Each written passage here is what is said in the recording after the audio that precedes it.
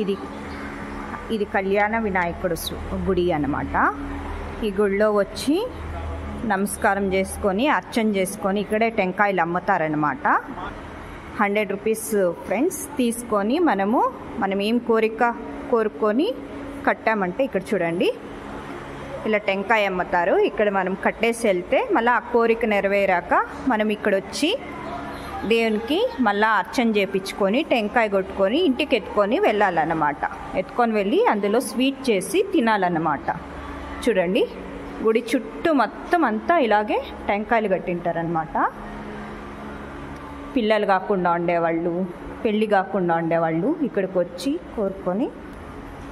కోరుకొని తీసుకొని వెళ్తారనమాట. ఇక్కడే అమ్ముతారు ఫ్రెండ్స్ టెంకాయలు. మీరు ఇక్కడే తీసుకొని ఇక్కడే కట్టేది.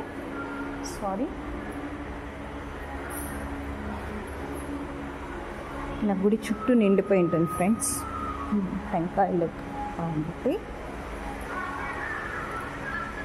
చూడండి ఇక్కడే అమ్ముతారు. అంతా వేసి కట్టేసి ఉంటే మనం తీసుకొని కట్టేదన్నమాట అంతే.